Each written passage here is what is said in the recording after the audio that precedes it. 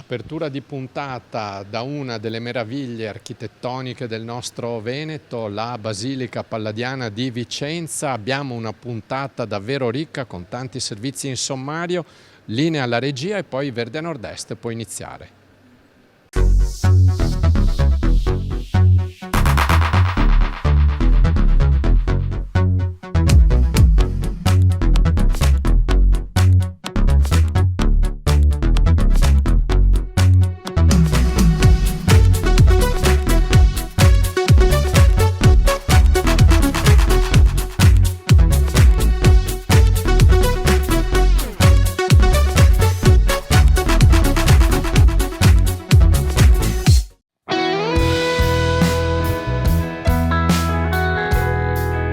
Territorio, talento, turismo, ecosistema DOP 2040 è il titolo di una tavola rotonda che si è svolta in contemporanea con l'assemblea dei soci dell'Asiago DOP. Andiamo a sentire le voci dei protagonisti.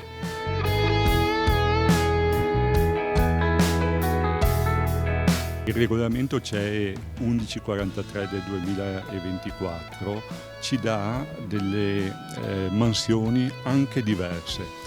Nel senso che dobbiamo essere come DOP un motore in cui dobbiamo facilitare il dialogo fra le varie istituzioni, fra il comparto del turismo, fra tutta la nostra filiera e anche le università per riuscire a dare un impulso maggiore sia sociale che economico a questo bellissimo territorio.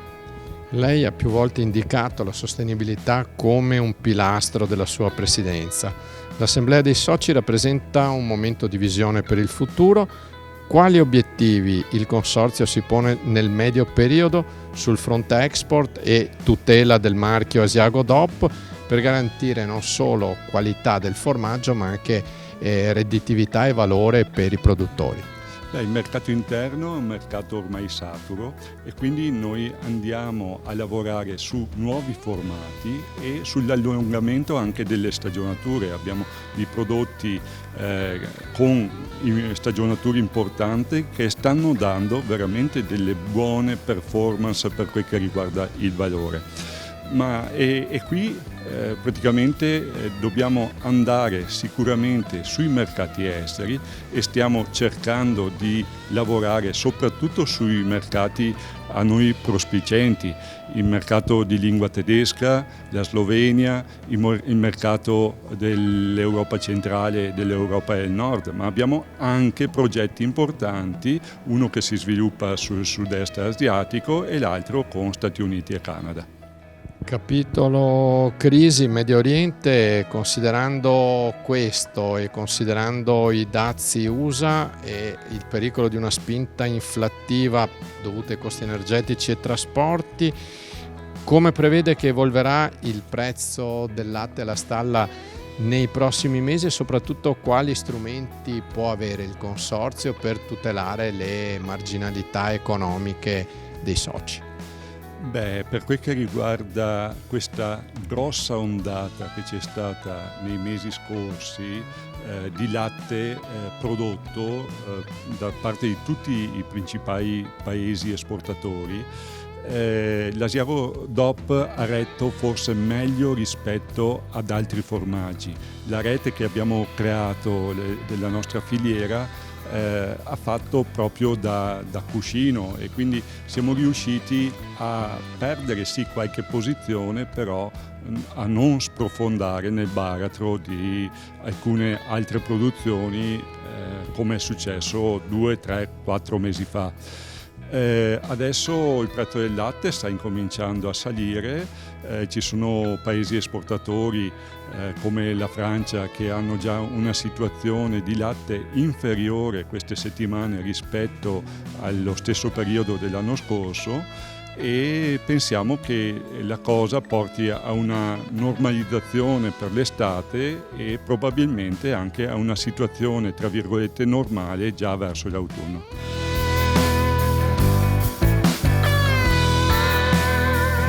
Il consorzio ha scelto di concentrarsi sui mercati limitrofi proprio perché di questi tempi è opportuno focalizzarsi, concentrare energie e le risorse.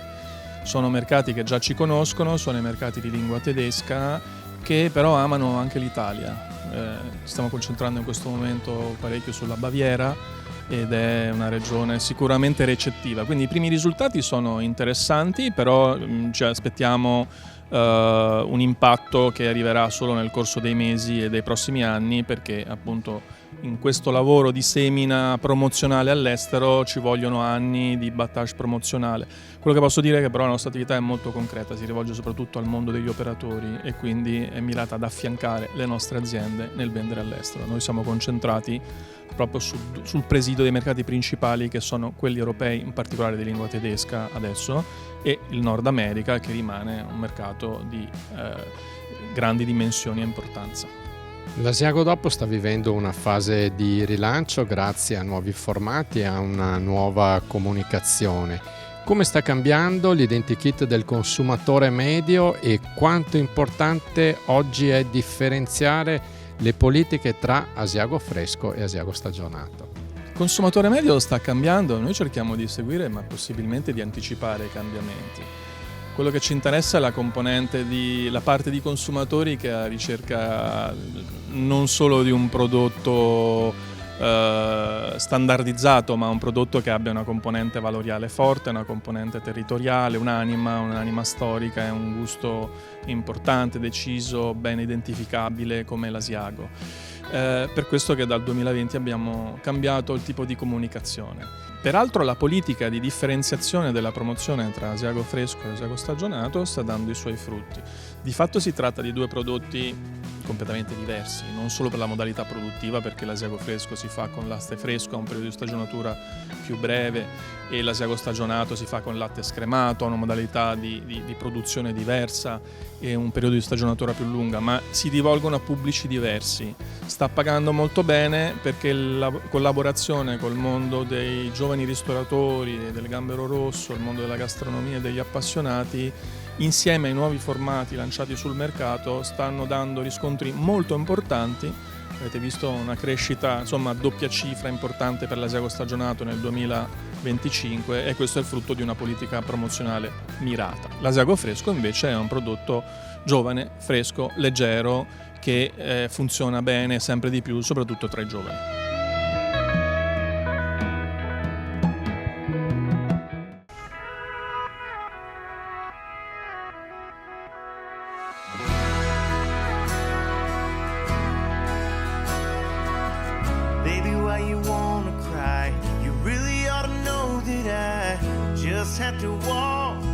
Il turismo esperienziale al di là dell'oceano. Siamo pronti per volare nel grande continente americano, un continente fatto di spazi sterminati, infiniti, di grandi highway, di musica country, di cieli azzurri. È la nuova avventura di Verde a Nord-Est. Stiamo partendo per prepararvi e regalarvi una cosa diversa dal nostro Verde a Nord-Est. È in arrivo Verde a Nord-Est, Countryside of America.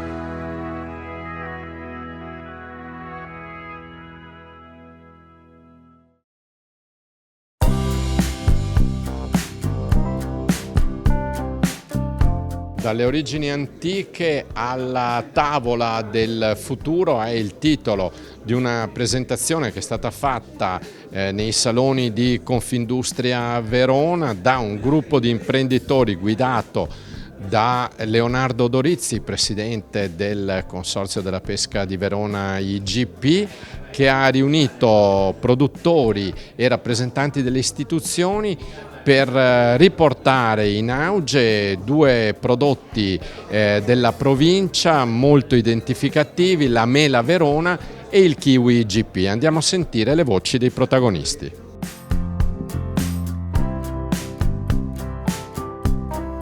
Credo oggi sia un momento storico, finalmente dopo ormai 30 anni che se ne parla, il 31 marzo sono state registrate due pratiche, quindi l'inizio di un percorso per arrivare al riconoscimento europeo per quanto riguarda la mela e il kiwi, che appunto potranno fregiarsi finalmente di questa identificazione geografica protetta.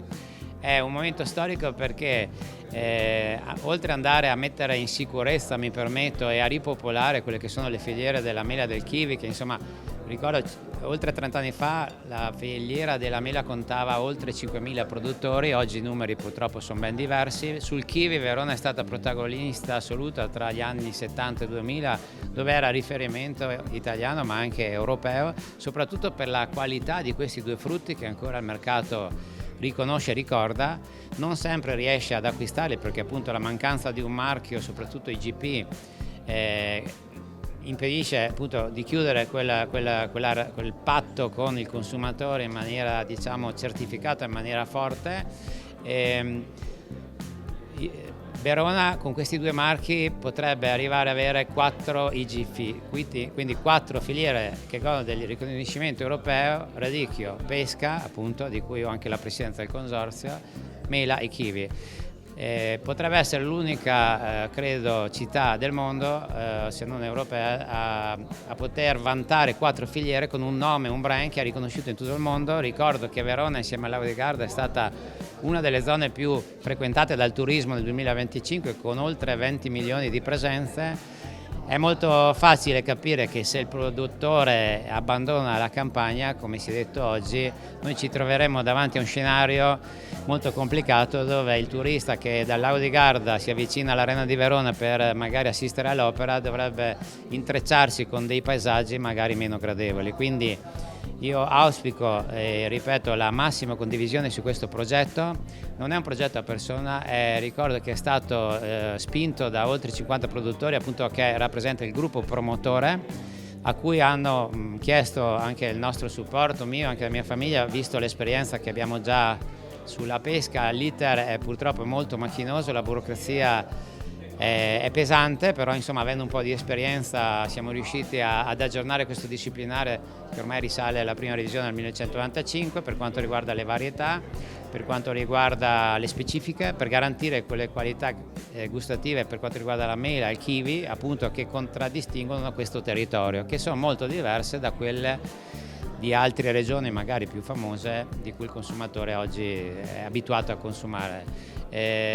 Chiudo solo dicendo che auspichiamo che da lunedì tutti i produttori che abbiano dei figli, che abbiano ancora voglia e sentano ancora la passione per il lavoro dell'agricoltura, che io credo sia un'attività faticosa sicuramente, però stare a contatto con la natura io credo che sia oggi anche una fortuna, oltre che una forma di benessere personale della propria salute. E noi dobbiamo, chiudo così, dire che lavorare in agricoltura e creare prodotti rappresenta una forma di bellezza a cui dopo il Covid, dopo queste guerre, io insomma giro abbastanza, mi permetto di dire che sta tornando un tema, un'esigenza della popolazione.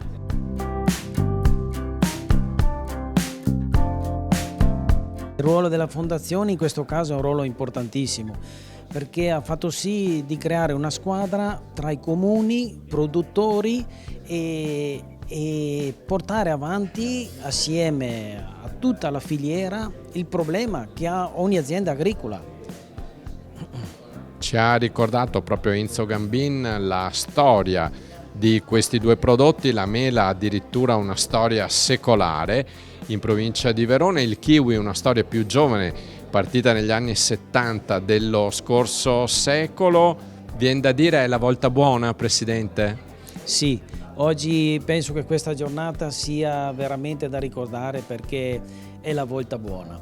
Abbiamo, come dicevo, comuni alleati alla fondazione e importanti figure del settore che credono ancora nella nostra storicità, perché abbiamo una storia millenaria da raccontare e raccontando la nostra storia facciamo sì che portiamo sulle tavole un prodotto di qualità, un prodotto storico, un prodotto che le nostre aziende agricole sanno fare perché sono 4-5 generazioni che lo fanno e diventa naturale portarlo avanti, solo che se c'è un surplus che porti una redditività a queste aziende restano e ci restano anche i giovani e così creiamo un territorio molto più bello da vedere, specialmente per i turisti.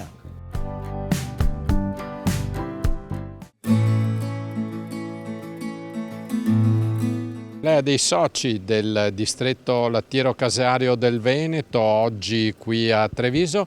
Andiamo a sentire le voci dei protagonisti.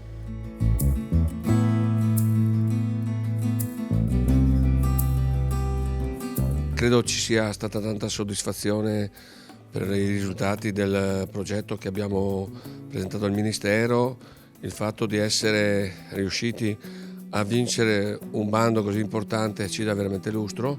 Questo dà l'idea che la filiera lattiero-casearia veneta è coesa e lungimirante. Il fatto di rappresentare insieme aziende agricole, cooperative e privati di trasformazione, Intermizoo, AVA, ARAV, i centri, tutti i 4 dipartimenti universitari, dà l'idea di quanto siamo uniti, e questo forse è stato il successo che abbiamo avuto a livello nazionale, arrivando secondi come progetto a pochissima distanza dalla Melinda del Trentino, e questo è l'unico distretto del lattiero-caseario che è riuscito a essere finanziato. Il fatto che noi lavoriamo tanto in collaborazione con tutti questi enti, con tutte queste realtà produttive, è l'esempio di come il Veneto sa organizzare la sua qualità, non solamente come prodotti ma anche come persone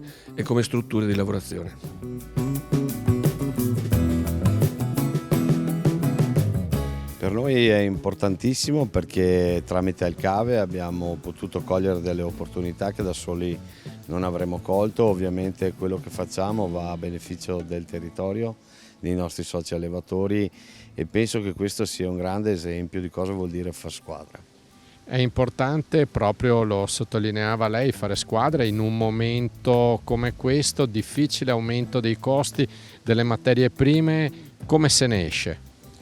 Allora, hai messo il dito nella piaga, come si dice. Il momento non è facile, ne abbiamo già visti. Questo che stiamo vivendo ovviamente sembra sempre più duro di quelli precedenti. Sono sicuro che questo lavoro di squadra, insieme con la nostra caparbietà tipica veneta che abbiamo in noi, ci farà superare anche dei momenti che oggi, quelli che stiamo vivendo, hanno veramente la parvenza dei più duri di sempre.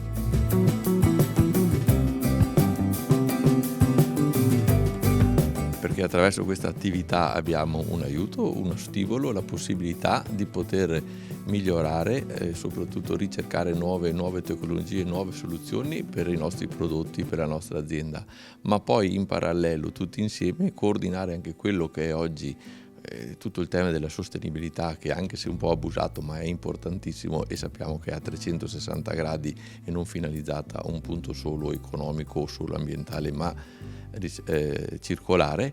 E questa partecipazione unita ci permette di raggiungere degli obiettivi sicuramente maggiori, sicuramente anche più ambiziosi, che magari da soli non avremmo potuto sviluppare.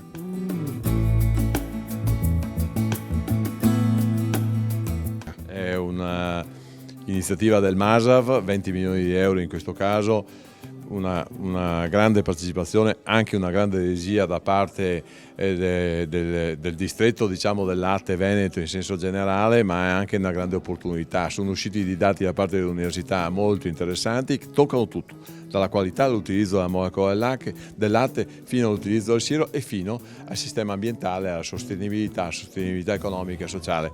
Secondo me, guardate, ve lo dico da assessore, 7 mesi di assessore, questa è la strada giusta. Se noi non vediamo il sistema dal punto di vista olistico a 360 gradi, perdiamo proprio di vista alcune problematiche, così invece le abbiamo tutte sotto mano.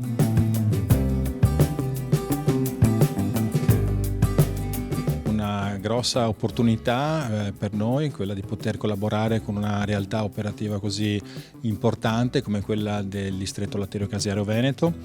Abbiamo sviluppato un progetto importante di filiera con il supporto e l'aiuto di colleghi, ricercatori che affrontano tematiche con un approccio multidisciplinare che parte dall'azienda, quindi si occupa di studiare le colture foraggere, si occupa di studiare gli aspetti legati alla nutrizione animale e arriva anche a studiare tutti quelli che sono gli aspetti legati alla qualità dei prodotti a livello di caseificio, passando per la salute e il benessere animale e ad aspetti legati al sviluppo di nuove tecnologie per il monitoraggio appunto di salute e benessere animale.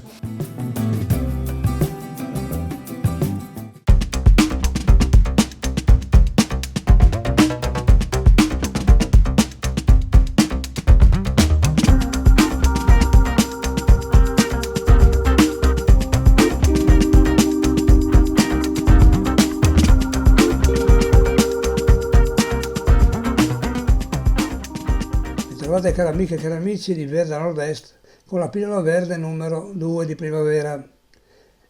Primavera però non è tale per il prosecco, il vino spumante, il prodotto spumantizzato che viene prodotto già da diversi anni nel Nord-Est e ha rilanciato la viticoltura dell'area, ha ripotenziato le nostre aziende vitivinicole permettendo loro anche di realizzare prodotti di alta qualità perché ovviamente i maggiori introiti consentono di acquisire nuovi macchinari, nuove tecniche, nuove tecnologie le più moderne e avanzate per poter realizzare vini di alto livello. Il problema arriva dall'Inghilterra dove il quotidiano The Guardian ha attaccato duramente questo prodotto, questa bevanda, secondo loro, alcolica perché rovinerebbe lo smalto dei denti, cioè il mix tra il gas delle bollicine e i componenti del vino, i sali contenuti, riuscirebbe a rovinare la dentatura, la brillantezza dei denti, soprattutto alle donne. Ovviamente questo soprattutto alle donne ci fa capire che si tratta di una fake news, però ce l'ha segnalata la Coldiretti nazionale questo problema, però ovviamente si tratterà di rintuzzare la comunicazione perché dal 2016 la Gran Bretagna è la nazione leader per l'importazione di prosecco nel mondo. Solamente lo scorso anno ne sono stati stappati ben 40 milioni di ettolitri, che non è poco.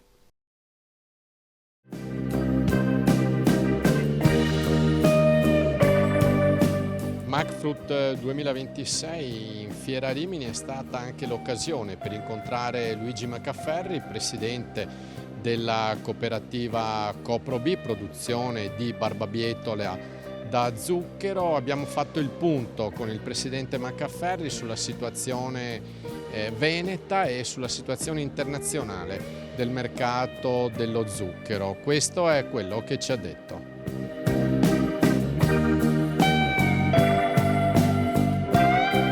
Siamo qui al MacFruit, è già il secondo anno consecutivo che siamo presenti insieme ad Ambi e insieme al CER, una partnership strategica, una partnership che secondo me può dare degli ottimi risultati. Dopo 3 anni di sperimentazione continueremo in un percorso attraverso il PNRR per andare a capire sempre meglio e sempre più puntualmente quanto l'irrigazione può far bene alla bietola. 3 anni di sperimentazione, io conto prima dell'estate di poter dar fuori i risultati, presentare i risultati di questi primi 3 anni, però devo dire che la bietola, seppur considerata una cultura asciutta, una cultura molto resiliente dal punto di vista climatico laddove ci siano delle carenze d'acqua, trae grandi benefici dall'irrigazione. Quindi la sperimentazione fatta insieme al CER è proprio per andare a individuare quelle attrezzature, quelle metodologie e quelle tempistiche per le applicazioni irrigue in modo da far rendere al massimo la bietola in campo e da consumare meno risorsa e meno energia possibile, perché con i chiari di luna che ci sono oggi anche il discorso delle energie per l'irrigazione è un tema molto molto importante, quindi dobbiamo essere molto mirati per rendere al meglio la sostenibilità anche economica oltre che produttiva della bietola in campo per l'agricoltore. C'è un impegno importante da parte di CoproB nella sperimentazione, nello studio di nuove varietà più adatte a quelli che sono i cambiamenti climatici che hanno coinvolto inevitabilmente anche il nostro paese. Sì, questa è un'idea che CoproB ha già da un paio d'anni, l'idea di lavorare anche in sinergia con le ditte sementiere che hanno che hanno la titolarità della genetica, ma anche sfruttando ricercatori e istituti di ricerca italiani, penso al CREA, ma penso anche alle università, proprio per andare a trovare quelle varietà più resilienti, più tolleranti al nostro clima, che è cambiato, che sta cambiando, e quindi ha bisogno di varietà, di una genetica che sia più calzante per i nostri reali.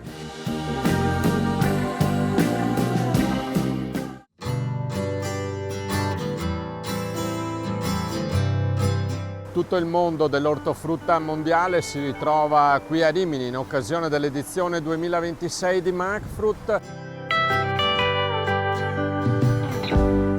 Sempre di più nel futuro della moderna distribuzione il cliente dirà: questo punto vendita mi piace, riesco a creare un rapporto empatico con questo punto vendita, riesco a creare anche una sorta di fedeltà quando entrando vede il primo reparto che vede, che è quello dell'ortofrutta. Se si innamora del reparto dell'ortofrutta, noi buona parte del percorso di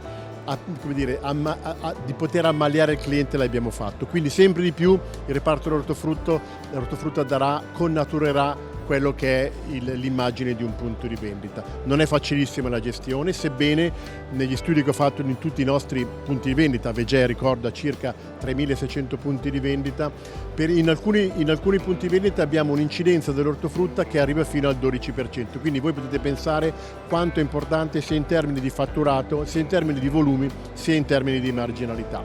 Quindi partecipare qui oggi, e Vegea è la prima volta che partecipa, e non è tanto Vegea che partecipa, ma Vegea è la base col proprio headquarter qui con lo stand per poter far partecipare tantissimi manager che si occupano appunto di questo comparto, che da tutta Italia sono venuti in questi 2 giorni per interloquire con tantissimi professionisti. E una cosa molto bella è che non è una fiera, fra virgolette, orizzontale, ma è bellissimo perché qui trova tutti gli interlocutori della filiera, per cui per i nostri manager, che ripeto vengono dalla Sicilia, dalla Campania, dalla Basilicata, dal Veneto, essere qui e in 2 giorni poter interloquire con tutti è stato veramente ad alto valore aggiunto. Abbiamo una sorta di polarizzazione e poi come Vegea la nostra magia è che l'headquarter non ha alcuna influenza sulle scelte assortimentali o di pricing delle nostre imprese. Ogni impresa è assolutamente libera di avere un posizionamento e anche nella gestione dell'ortofrutta abbiamo posizionamenti molto diversi. Abbiamo alcune imprese che con dei loro formati, diciamo entry level, pongono la frutta con un prezzo decisamente medio-basso e lavorano molto sulla quantità e sulla rotazione. Abbiamo alcune imprese che hanno anche affinato il concetto ad esempio di orteria, cioè andare a sofisticare con anche del personale di vendita che suggerisce come gestire ad esempio in questi location che abbiamo chiamato delle orterie. Quindi non posso dare un giudizio generalizzato di tutti i punti vendita, diciamo che siamo in un processo non di crisi ma di trasformazione. Dobbiamo essere maggiormente bravi nel risegmentare l'offerta e soprattutto nel lato dell'esposizione dobbiamo recuperare quei concetti a noi tanto cari quando anche diversi anni fa abbiamo fatto tantissimi corsi di formazione sul visual merchandising dell'ortofrutta. Se abbiamo detto che un cliente quando entra deve essere ammagliato dall'offerta, dobbiamo anche lavorare sulla modalità di presentazione dell'offerta. Ecco perché anche a livello di Vegea Academy stiamo facendo moltissima formazione non tanto su un merchandising statico, permettetemi, dei display o dei layout per quanto riguarda i prodotti commodities, ma un merchandising dinamico con il visual merchandising dell'ortofrutta. Più siamo bravi a presentarlo, più potremo avere un valore aggiunto delle vendite di questo settore.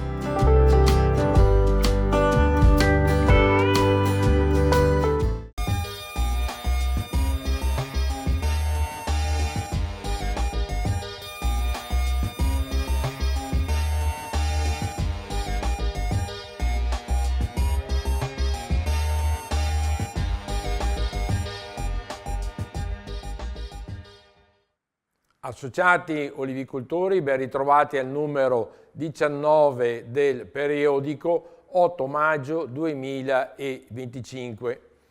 Le mignole all'interno degli oliveti oramai sono ben distribuite, visibili nelle varietà precoci hanno iniziato anche una variazione del colore dal verde intenso al bianchiccio, segno che tra una decina, quindicina di giorni avremo le prime fioriture.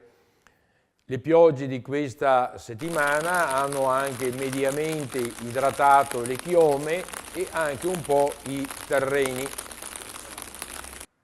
Erano passati oramai più di 40 giorni dalle ultime piogge e queste ultime precipitazioni hanno ben portato beneficio alle chiome degli olivi. Difesa fitosanitaria.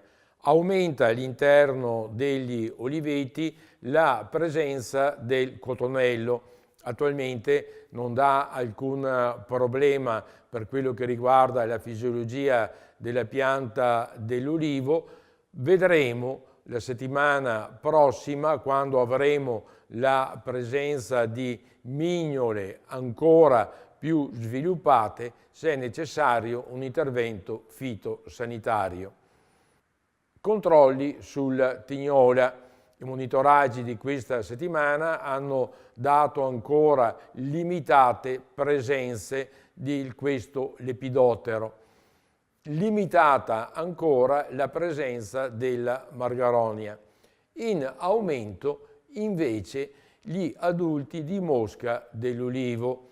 È una fase che è chiamata bianca, non crea problemi per quello che riguarda l'attività fitosanitaria delle nostre chiome d'ulivo, però il monitoraggio attento va attuato.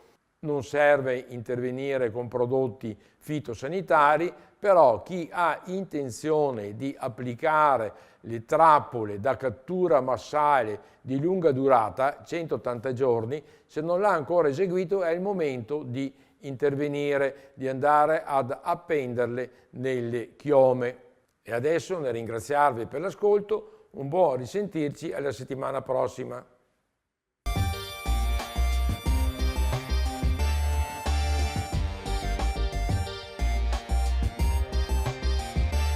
Anche per questa puntata è tutto, vi ricordiamo che la potete rivedere sia sul nostro sito www.verdeanordest.tv che sul nostro canale YouTube Verde a Nord-Est. Potete scriverci, la mail è redazione@verdeanordest.tv. L'appuntamento con voi è la prossima settimana, stessa rete, stessa ora. Seguiteci sui nostri social e vi diamo un consiglio: venite a Vicenza a visitare una bellissima mostra fotografica di Guido Arari, avete tempo fino al 26 luglio. A presto, io vado a vederla.